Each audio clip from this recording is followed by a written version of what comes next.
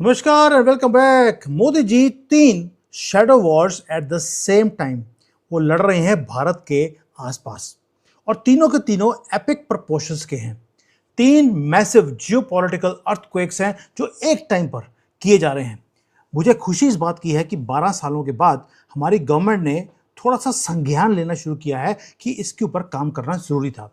मोदी जी पूरी global chess board को flip करने में लगे हैं और मुझे लगता है कि शायद जैसे कई एस्ट्रोलॉजर्स बोलते हैं कि अगले साल मोदी जी रिटायर कर जाएंगे, उससे पहले कुछ बड़ा काम मोदी जी करने की फिराक में है। वो बांग्लादेश के अराउंड हो, म्यांमार हो या पाकिस्तान हो। क्यों बोल रहा हूं? क्योंकि ये सिंपल गेम नहीं है जो मोदी जी खेल रहे हैं। अब तीन न्यूज़ हैं जो एक टाइम पे आई और तीनों की तीनों इंटर रिलेटेड भी हैं। कौन सी हैं? पहला है कि हमारा जो स्पाई मास्टर है अजीत डोभाल जी, वो पहुंच गए रशिया में और सडनली पुतिन जो है वो अपने सारे आर्म्स एंड एमुनेशन वो बेच देते हैं तालिबान को। डेडली एयर डिफेंस सिस्टम उनको दे दिया ताकि पाकिस्तान को कॉर्नर किया जाए और पैरालाइज किया जाए। यह है पहली न्यूज़। दूसरी न्यूज़ है कि जो हमारा बांग्लादेश के साथ बॉर्डर है वहां पर लॉकडाउन लगा दिया गया है। अब तो ये हालत हो गई है वेस्ट बंगाल के अंदर कि अभिषेक बैनर्जी, उसको आज लोगों ने जूते मारे हैं, अंडे फेंके उसके ऊपर, उसके कपड़े फाड़ दिए। ये तो उसने हेलमेट डाला हुआ था, वरना उसका मुंह भी तोड़ देते। ये जो गेट्स हैं वो हमने बांग्लादेश के साथ बंद किए और अंदर जो हैं उनके भी जो गेट्स हैं जिहादियों के, वो भी बंद करते जा रहे हैं। ये दूसरी न्यूज़ है। और तीसरी, वो एब्सोल्युटली अनथिंकेबल है। म्यांमार का जो मिलिट्री का प्रेसिडेंट है सीक्रेटली भारत में लैंड करता है।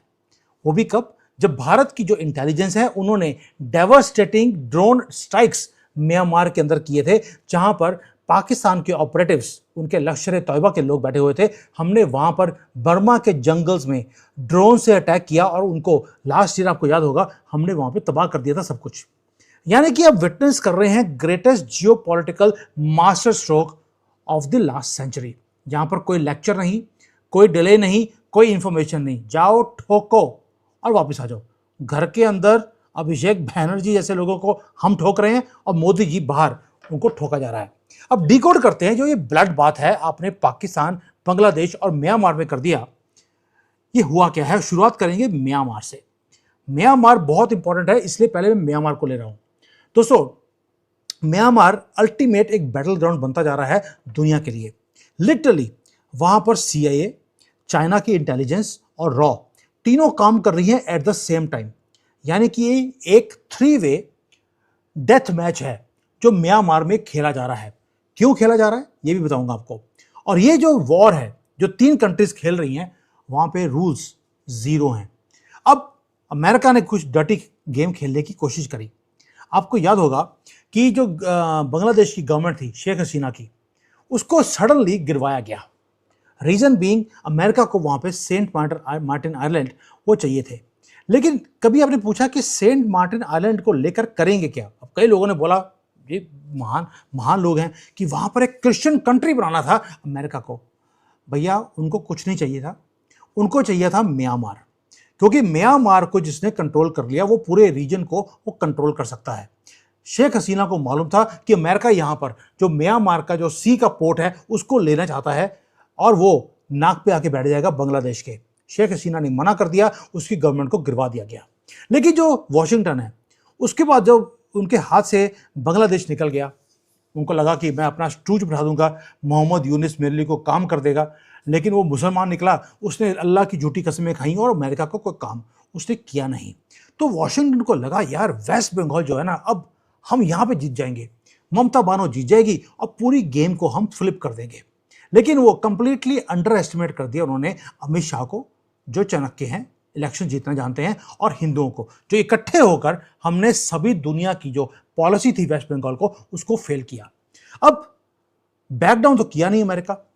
उसके बाद क्या हुआ? हमने भी बैक डाउन नहीं किया, वो भी बैक डाउन नहीं कर रहे। हमने क्या किया? हमने वेस्ट बंगाल को जीत लिया।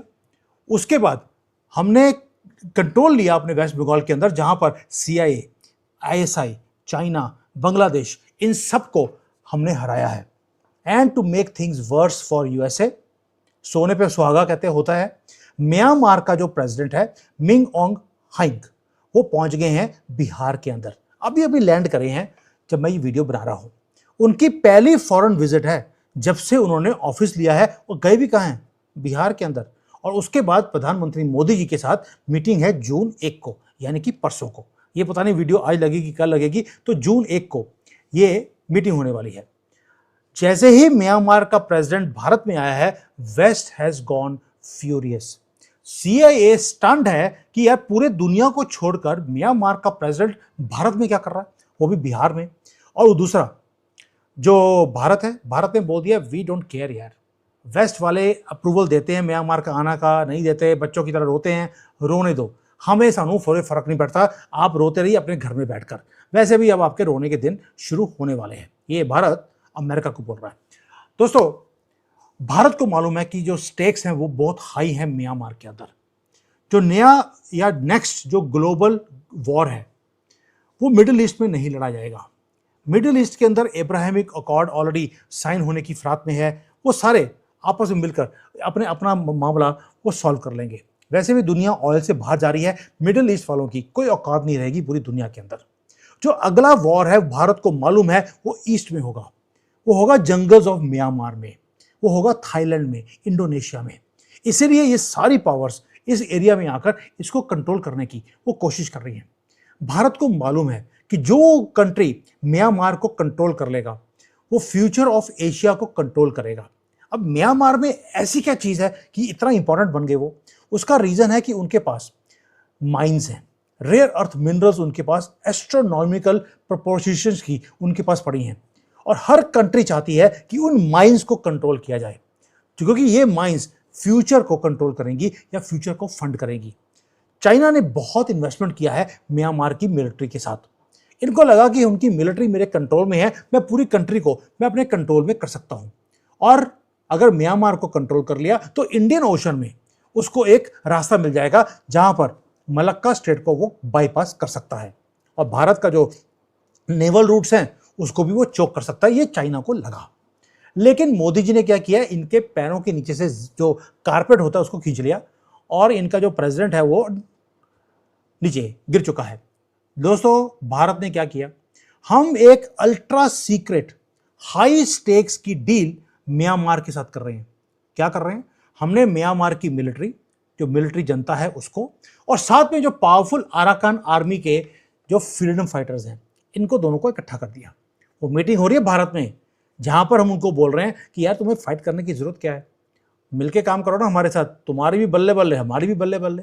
और भारत ने अगर ये नेगोशिएट इस बार जो मीटिंग है उसमें कर लिया, ये पीस टॉक्स करवा दी इनकी, तो होगा क्या, जो बांग्लादेश के पास जो चिटागोंग पोर्ट है उनका भी चिकन नेक है, एक चिटागोंग पोर्ट वाला, एक ही बेचारों के पास पोर्ट है 2 टके के लोगों के पास, वो डायरेक्टली भारत की सर्वेलेंस के अंदर आ जाएगा।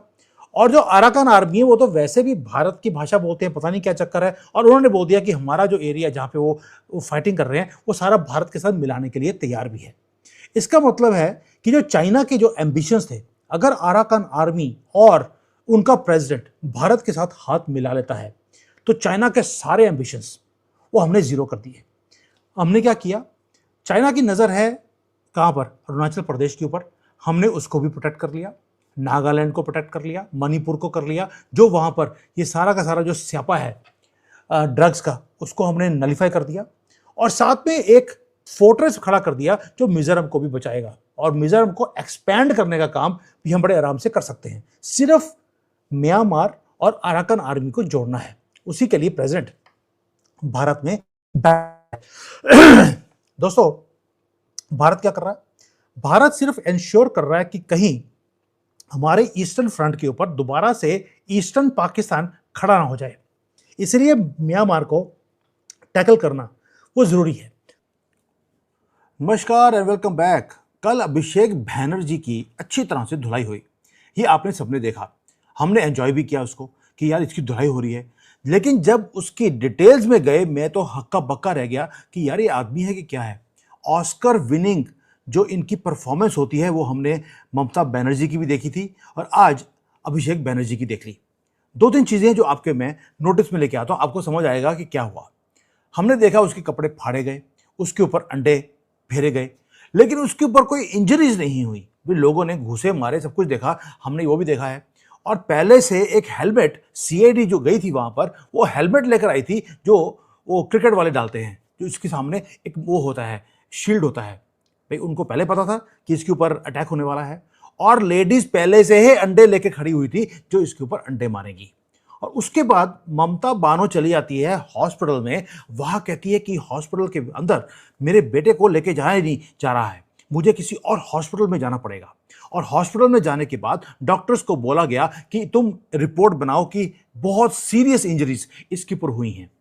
ये सारी चीजें बताती हैं कि ये स्टेज्ड एक प्रोग्राम था, इसके पीछे कोई सच्चाई है ही नहीं। एक और ऑस्कर विनिंग परफॉर्मेंस दिया गया टीएमसी की तरफ से। अब ये क्यों दिया गया, ये कपड़े क्यों फाड़े गए, अंडे क्यों मरवाए गए अपने ही ऊपर, ये मैं सारे मुद्दों के ऊपर बात करूंगा बड़े डिटेल में, क्योंकि बहुत बड़ा प्लान है ममता बानो का और अभिषेक बैनर्जी का। ये हारने के बाद भी हार मानी नहीं है इन्होंने। इस तरह आसान मत लेना इन लोगों को। लेकिन एक चीज तो है कि इस आदमी को आपने देखा अंडे पड़ते हुए, वो सच्चाई है। अब इसके दो पहलू हैं, दोनों आपके सामने रखता हूं, डिसाइड अब आप कीजिए। मैंने आपको ओपनिंग कमेंट्स में बता दिया कि किया क्या है इन्होंने, अब क्यों किया ये बाद में बताता हूं। ये आदमी वो है जो हेलमेट के पीछे छुपकर अपने आप को बचाता हुआ दिखाई दिया कैमरेस के ऊपर। लेकिन ये ब्रूटल अनडिनाइबल डाउनफॉल भी है अभिषेक बैनर्जी का। ये नाजायज बच्चा जो ममता बनर्जी का है, सेल्फ प्रोक्लेम्ड बॉस था बंगाल का।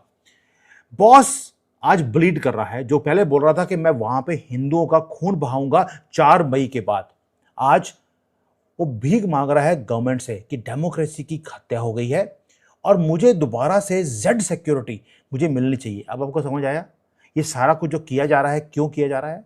क्योंकि जिसको सलूट लगवाने की आदत हो, आज उसके घर के बाहर पुलिस वाला भी खड़ा नहीं है, उसको सहन नहीं हो रहा है चीज को।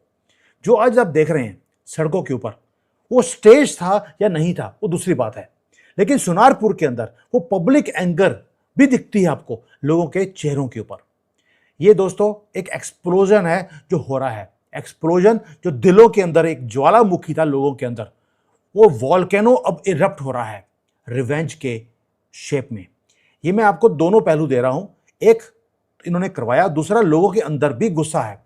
मुझे कितने लोग हैं वेस्ट बंगाल के जिन्होंने मुझे ईमेल किया, मुझे इन्होंने फोन के ऊपर उन्होंने वीडियोस भेजी वाली कि सर मजा आ गया जो अभिषेक बैनर्जी के साथ हो रहा है। दोस्तों ये वो आदमी है जिसने 15 साल टेरर, सिंडिकेट राज, अनएडल्टरेटेड एरोगेंस के साथ इसने काम किया। मुसलमान की तुष्टीकरण के चक्कर में कि मुझे कोई हरा नहीं सकता क्योंकि मुसलमान मेरे साथ है, इन्होंने हिंदुओं के गले काटे, उनको लटकाया है सड़कों के ऊपर कि अगर तुम बीजेपी को ज्वाइन करोगे तो तुम्हारा हशर ये होगा। और ये आदमी वो है जो अपने आप को लॉ से ऊपर समझता था, और आज जब लॉ इसको पकड़ने गया तो अपने ऊपर ही अंडे लगवा दिए। दोस्तों आज ये कैमरास के अंदर क्या बैठ के बोल रहा है? डेमोक्रेसी की हत्या हो गई है।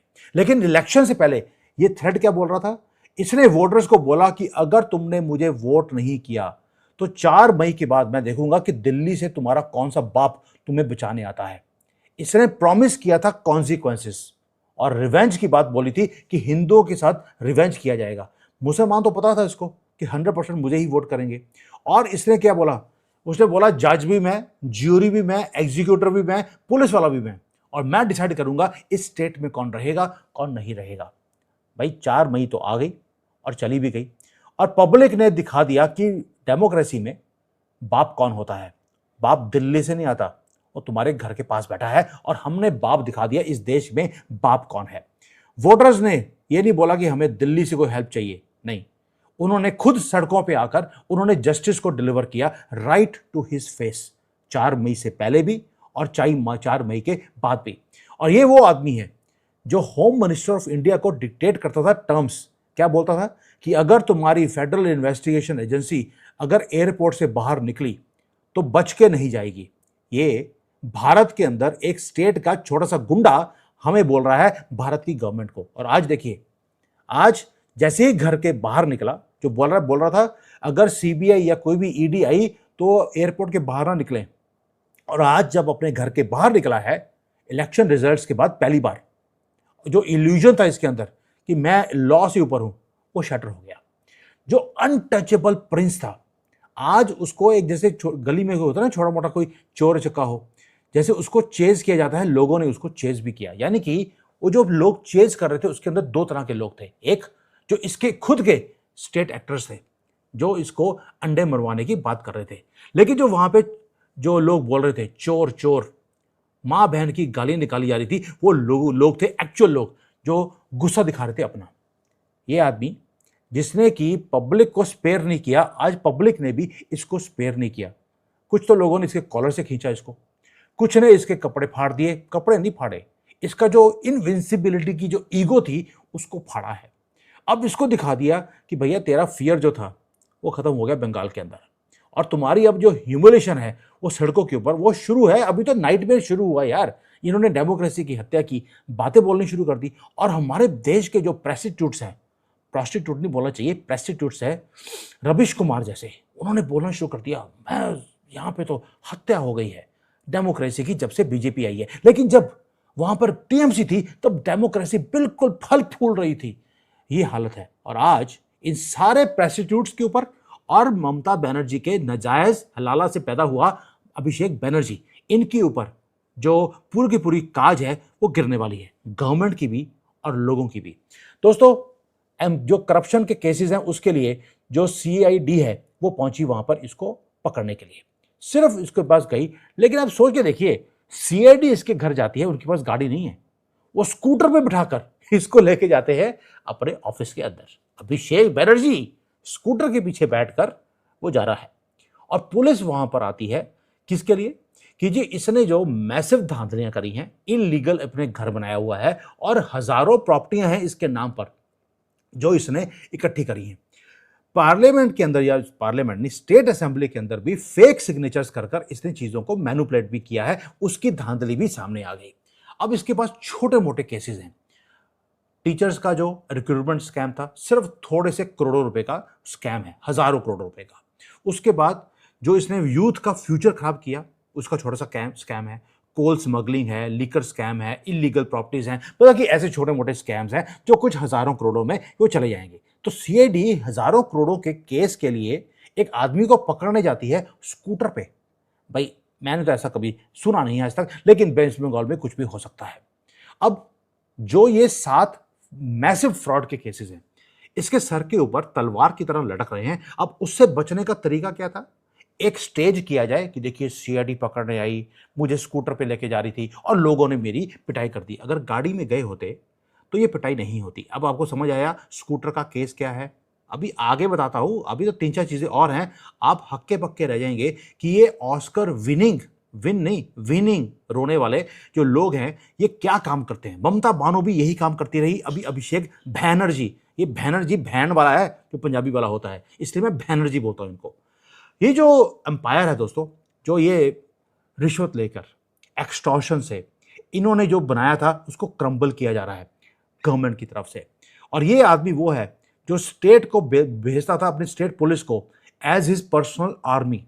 और आज सिर्फ इसलिए, उस वक्त अगर किसी ने इनके लिए कार्टून भी बना दिया तो उसको पूरी पुलिस को जाकर उसको पकड़ाने का काम इन्होंने किया था। तब डेमोक्रेसी खतरे में नहीं थी और तब जो ये पुलिस है इसकी आर्मी का काम करती रही। तब ये बोलते थे कि भैया जाकर जितने भी बीजेपी के पार्टी वर्कर्स हैं उनको गोली मार दो। उनको जाकर लिटरली पुलिस वालों को यूज किया गया गुंडागर्दी के लिए। और ये जो उसके बाद जब पुलिस ही गुंडागर्दी का काम करने लग जाएगी तो वहां पे गुंडे भी पैदा होंगे और गुंडों को यूज किया गया पूरी की पूरी अपोजिशन और हिंदुओं को टेरराइज करने के लिए। वो सब कुछ खत्म हो गया दोस्तों, वैनिश्ड इन थिन एयर। अब इसके घर का हाल देखिए, जहां पर 300 सिक्योरिटी गार्ड्स बाहर खड़े होते थे, एक फोर्ट्रेस बनाया हुआ था, वो कंप्लीटली डिजर्टेड है। कोई सपोर्टर नहीं है, कोई स्लोगन नहीं है, कोई ह्यूमन शील्ड नहीं है इस बॉस को प्रोटेक्ट करने के लिए। जो चूहे थे वही मुसलमान जो इसको सपोर्ट कर रहे थे अबंडन करके चले गए हैं डूबती हुई किश्ती को। हमेशा चूहे, यही मुसलमानों की फितरत होती है, आपके साथ तभी तक खड़े हैं जब तक फायदा है। जब फायदा खत्म हो गया तुस्सी कौन थे मैं कौन। दोस्तों इनको आज समझ आ रहा है कि जिनके सर के ऊपर ये नाच रहे थे आज वो आमने सामने भी नहीं है, और जब जूते पड़ रहे हैं इसको बचाने नहीं आए। वो मुझे लगता है अंडे मारने वालों में से वो भी होंगे। दोस्तों अब पावर चली गई, फियर भी चला गया। जब फियर चले जाता है तो जो चूहे होते हैं वो भागते हैं। उनको मालूम है कि आज जो अभिषेक बैनर्जी के साथ हो रहा है, कल को उनके साथ भी यही होगा। अब ये वो लोग हैं जो इसके सामने झुकते थे। कौन? पुलिस वाले। आज पुलिस वालों को मैंने देखा, वो घर के बाहर जब इसको जूते पड़ रहे थे, वो हंस रहे थे। They are laughing at his downfall. और ये जो क्लोजेस्ट लोग थे इसके, जो लोकल जिसको बोलते हैं कि गुंडे थे, वो आज भाग रहे हैं। जो पहले गुंडागर्दी करके वो पैसे इकट्ठे करते थे लोगों के साथ, आज उनको नंगे कर कर कच्छे में उनको परेड कराया जा रहा है अथॉरिटीज की तरफ से कि ये है तुम्हारे टीएमसी के गुंडे। अब अभिषेक बैनर्जी के साथ मैं दोनों पहलू रखता हूं। अगर तो इसके साथ स्टेज था, मैं कहता हूं गवर्नमेंट ने भी इसको जूते मरवाने की कोशिश करी। चलिए उस एंगल से भी बात कर लेते हैं। सपोजिंग जो शुभेंदु अधिकारी हैं, उन्होंने अभिषेक बैनर्जी के ऊपर ये अंडे भरवाए क्योंकि गवर्नमेंट के पास इंफॉर्मेशन थी कि उसको पकड़ के लेके जाने वाले हैं। अगर ये किया गया है तो उसका रीजन क्या होगा? उसका रीजन भी ये है कि अगर शुभेंदु अधिकारी ने करवाया, ताकि जो अगर अभिषेक बैनर्जी को छोड़ा नहीं गया, जो कि टॉप बॉस है सारे गुंडों का, तो जो नीचे वाले गुंडे हैं वो अपने आप चूहों की तरह वो भागने शुरू कर जाएंगे। ये मैसेजिंग भी होती है। बट ये काम नहीं हुआ, काम दूसरा था। अभिषेक बैनर्जी ने खुद करवाया। अब जो टेबल्स हैं वो टर्न हो चुके हैं, स्क्रिप्ट पूरी की पूरी फ्लिप हो चुकी है। कई तो लोगों ने, अब ये बिल्कुल क्लियर है कि ये डेस्परेट एक स्टेज ड्रामा था। अब मैं उसके ऊपर बताता हूं, मैं क्यों बता रहा हूं। एक पैथेटिक अटेम्प्ट है सिंपैथी गेन करने का। इनको लगता है कि जब हमारे कपड़े फटे होंगे, लोग देखेंगे, यही मुसलमान जो इनको सपोर्ट कर रहे थे वो सड़कों पे आके दंगे करेंगे। उधर उधर से ममता बानो भी बार बार बोल रही है अपने सपोर्टर्स को, देखिए आपके वर्ल्ड लीडर के साथ क्या किया गया है। वर्ल्ड लीडर इसलिए बोलते हैं अभिषेक बैनर्जी को क्योंकि वहां पर दो कंट्रीज के लोग इसको सपोर्ट करते हैं। एक तो भारत के मुसलमान, दूसरे बांग्लादेशी जो इनफिल्ट्रेटर्स हैं, जो भारत में आए हुए हैं इलीगली। अब ये कैलकुलेटेड जो स्टंट था वो सिर्फ विक्टिम कार्ड को क्रिएट करने के लिए। अब मुसलमानों के साथ रहेंगे तो उनके तौर तरीके भी आपको आ ही जाते हैं, तो विक्टिम कार्ड क्रिएट करना था, तो इन्होंने कर लिया। क्या बोला? मेरी लाइफ को डेंजर हो गया है। और साथ में उन्होंने बोल दिया कि जो मेरी मैसिव सिक्योरिटी थी वो वापस मुझे मिलनी चाहिए, जेड सिक्योरिटी। मैंने शुरू में बताया था कि ये काम सारा स्टेज्ड है। अब सोच के देखिए कि इतना बड़ा डॉन बंगाल का, और वो पुलिस की प्रोटेक्शन भी नहीं है उसके पास, और एक क्राउड पहले से खड़ा है। उनको पहले से पता था कि सीआईडी आएगी और इसको पकड़ के लेके जाएगी। दो चीजें ये हो नहीं सकती। दूसरा, सीआईडी स्कूटर पे लेके जा रही है, ये भी हो नहीं सकता। तीसरा, जब ये बाहर निकला, अब केयरफुली देखेंगे वीडियोस को, अब मैं कॉपीराइट के चक्कर में लगा नहीं सकता हूं, उसकी शर्ट पहले से अनबटन थी, यानी कि लड़ाई होने से पहले ही कपड़े उसके ऑलरेडी खुले पड़े थे, यानी कि वो वेट कर रहा था कि आए और उनको फाड़ दे। कोई सीरियस इंजरीज हुई नहीं है, जबकि इतनी क्राउड उसको घूसे मार रही है, चप्पलें मार रही है, लेकिन एक भी इंजरी उस बंदे को नहीं होती। बस थोड़े से अंडे मारे गए। और अमित शाह से बोला जा रहा है कि आपको रिजाइन करना चाहिए। अंडे पड़े हैं अभिषेक बैनर्जी को और रिजाइन करना चाहिए अमित शाह को। वो क्यों? कहते जी इतने बड़े बड़े जो हथियार थे वो लेडीज के हाथों में आ गए और अमित शाह को पता नहीं लगा। अंडे भी अब हथियार बनने लगे हैं। जब गोलियां चलती थी, जब लड़कियों का रेप हो रहा था, तब ये क्या हो, तब जो है इन्होंने कभी रिजाइन नहीं किया। और आज कपड़े फटे हैं तो अमित शाह को बोल दिया गया है कि भाई आप रिजाइन कर दीजिए। कपड़े नहीं फटे, इज्जत फटी है बेटा तुम्हारी, अभी तो शुरुआत है। और ये जो पब्लिक फ्यूरी है इस चीप थ्रेटिकल स्टंट की, वो जीरो है। मुसलमान बाहर आया ही नहीं इसकी सपोर्ट करने के लिए, यानी कि मैसेज बिल्कुल सेम है। पहली बात, इनविंसिबल अभिषेक बैनर्जी आज नंगा एक्सपोज्ड सड़क पे खड़ा है। यह स्टेज ड्रामा था जो इन्होंने किया, सिर्फ इसलिए एक ड्रामेटिक चीप जो थ्रेटिकल ट्रिक्स हैं इन्होंने यूज करी हैं एक विक्टिम कार्ड को क्रिएट करने के लिए।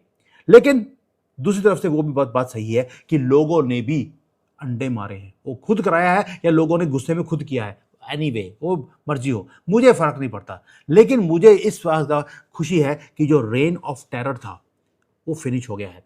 ये अल्टीमेट कर्मा है दोस्तों, जो आज अभिषेक बैनर्जी और इसके मुसलमान जिहादियों को फेस करना पड़ रहा है। आप ब्लड के साथ, ब्लड अगर बहेगा तो आप ये नहीं बोल सकते कि आपने दूसरों का खून बहाया, आज आपका नहीं बहेगा। मेरे पास वो वाले वीडियोस भी हैं जहां पर बीजेपी के लीडर्स को अच्छी तरह से मारा गया, खून खूनो खून कर दिया और ये बोल दिया ये तो लोगों का गुस्सा है जिसके कारण आपके ऊपर ये किया जा रहा है। लोगों का गुस्सा बीजेपी के ऊपर था, आज लोगों का गुस्सा आपके ऊपर आ गया है। बस अब थोड़ा सा एंजॉय कीजिए। दोस्तों, 400 पॉलिटिकल वर्कर्स को गले काटे गए, उनको लटकाया पेड़ों के ऊपर मारने के बाद, उनके प्राइवेट पार्ट्स को काटने के बाद मारा गया, उसके बाद पेड़ पे लटका दिया। जब सुबह बाहर निकले लोग तो बीजेपी के वर्कर्स वो बाहर लटके हुए दिखे थे। ये काम इस बंदे ने 15 साल किया है और जो बीजेपी के वर्कर्स की लेडीज थी उनके रेप किए गए सड़क पे बैठकर और उनके घरों को आग लगा दी गई।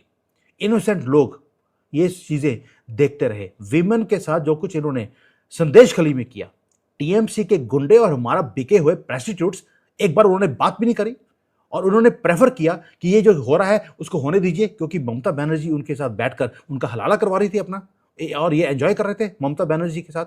और आज वही प्लेबुक, जो वायलेंट प्लेबुक था इनका, इनके ऊपर अब किया जा रहा है। तो ये विक्टिम कार्ड खेल रहे हैं। दोस्तों, इन्होंने इंस्टीट्यूशनलाइज किया मर्डर को, इन्होंने एक्सटॉर्शन को इन्होंने डेली टैक्स बना दिया। अगर आपने वेस्ट बंगाल में रहना है तो आपको जजिया देना पड़ेगा। और आज वही अभिषेक बनर्जी जो मास्टरमाइंड था इस पूरी रेजिम का, आज खुद खून तो निकला नहीं यार, अभी खून निकलेगा, चिंता मत करो, खून भी निकलेगा। क्योंकि अगर पहला इनका जो स्टंट है वो अगर बिगड़ गया, यानी कि फेल हो गया, तो इसके बाद ही अगली बार थोड़ा सा खून भी निकलवाएंगे। अब ये निकलवाएंगे ममता बानो का, क्योंकि अभिषेक बनर्जी के साथ किसी को भी सहमति नहीं है। ममता को लगता कि अब मैं करूंगी, क्योंकि लास्ट टाइम जब इलेक्शन हुए थे, लास्ट टाइम 2021 में, तब इसने एक बार स्टंट किया था कि भाई टूट गई है, टांग टूट गई है, और उसके बाद ये कभी लेफ्ट टांग पे इसका प्लास्टर था, कभी राइट पे, वो चलो उसके ऊपर बात जाने की बात नहीं है, लेकिन इसने वो स्टंट किया था और इलेक्शन दोबारा जीत गई थी। अब ये दोबारा से आएगी, अपना खुद का खून ये थोड़ा सा बहाएगी और उसके बाद देखेगी ये लेटी हुई है, खून निकल रहा है और लोगों के जो आंसू हैं वो निकलने शुरू हो जाएंगे। दोस्तों, आज डेमोक्रेसी खतरे में आ गई, ये अभिषेक बनर्जी बोल रहा है। डेमोक्रेसी खतरे में भी है, और लेकिन जब फैमिलीज खतरे में थी, अपने घरों को छोड़ के जा रही थी, क्योंकि ये वहां पर वायलेंस करवा रहा था, तब डेमोक्रेसी फल फूल रही थी। डेमोक्रेसी तभी खतरे में आती है जब ये ऑपोजिशन में चले जाते हैं, जब ये ब्रॉड डे लाइट में जब ये दंगे करते हैं, तब डेमोक्रेसी बड़ी फल फूल रही होती है। दोस्तों, आज कुछ अंडे पड़े हैं, इसके डिजाइनर शर्ट के ऊपर थोड़ा सा पीला रंग पड़ गया और ऐसे लगता है जैसे कि आसमान गिर गया हो। रियलिटी क्रिस्टल क्लियर है। बेशक इन्होंने खुद करवाया या लोगों का गुस्सा था, लेकिन डायमंड हार्बर का मॉडल वो टूट चुका है।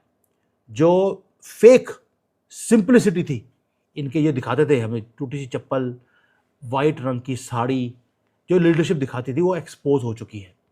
ये जो वाइट साड़ी है वो वाइट साड़ी नहीं है दोस्तों।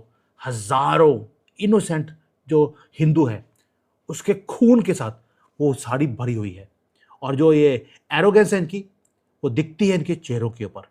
अब जेल का टाइम इनका शुरू होने वाला है। इन्वेस्टिगेशन एजेंसीज इनको छोड़ने वाली नहीं है, और इसीलिए ये वहां से बचने के लिए आज हॉस्पिटल चला गया, ताकि सीआईडी के ऑफिस पे जाकर इनको पेशी ना देनी पड़े और वहां पर जो सच है वो उगलना ना पड़े। उससे पहले इमरजेंसी आईसीयू में पड़ा है वहां पर, और हॉस्पिटल वालों ने बोल दिया कोई इंजरी है ही नहीं। ये हालत है इन लोगों की, और जो पब्लिक है आज बोल्डली वो सामने आकर वर्डिक्ट दे रही है अपना। इनको एब्सोल्युटली इनके पास कोई एस्केप रूट वो बचा ही नहीं। ये वो आदमी जिसने चैलेंज किया था पूरे भारत के सिस्टम को, लोगों को चैलेंज किया था, लॉ को भी। और आज एक चीज और बोली थी इसने कि 7 जन्म ले लोगे तो भी आप हमारी गवर्नमेंट को गिरवा नहीं सकते। 7 दिनों में इज्जत भी गई, गवर्नमेंट भी गई, 7 दिनों में। और जो ये अनटचेबल बॉस था बंगाल का, आज घुटनों पे आने के लिए मजबूर हो गया है। आज घुटनों पे इसलिए बोल रहा हूं कि डॉक्टर के सामने भीख मांग रहे हैं कि प्लीज मेरी रिपोर्ट लिख दो कि मेरे पास सीरियस इंजरीज है, मेरी लाइफ को खतरा है, मुझे जेड सिक्योरिटी मिलनी चाहिए। और सीआईडी मेरे पास क्वेश्चन पूछने ना आए, क्योंकि मेरे दिमाग के ऊपर बहुत ज्यादा बोझ पड़ गया है। इसलिए बोल रहा हूं ममता बानो, चलो वो तो शुरू से ही घुटनों पे थी, लेकिन अभिषेक बनर्जी आज पहली बार घुटनों पे आया है। दोस्तों, ये एंड है फियर का जो बंगाल के अंदर हुआ है, और ये बिगनिंग है एक नए बंगाल की। मैं इतनी खुशी से ये वीडियो बना रहा हूं, मैं बता नहीं सकता आपको। और ये मैं दावे के साथ बोल सकता हूं कि ये जो सारा कुछ किया गया, ये लोगों ने नहीं किया, ये अभिषेक बैनर्जी ने और ममता बानो ने मिलकर एक प्लानिंग करी सिंपैथी गेन करने के लिए, ताकि लोग सड़कों पे आएं, दंगे करें, और जो शुभेंदु अधिकारी है जो काम कर रहे हैं उनको काम ना किया करने दिया जाए। और दूसरा, सिक्योरिटी वापस आएगी ताकि सैल्यूट पढ़ने शुरू हों। That is all. और ये जो थ्रेटिक्स है ये करने के लिए टीएमसी ये माहिर है। वैसे भी मुसलमानों का खून है इनके अंदर, तो विक्टिम कार्ड क्रिएट करना इनको, आपको मालूम है कि किताब सिखाती है। Thank you. जय हिंद। वंदे मातरम।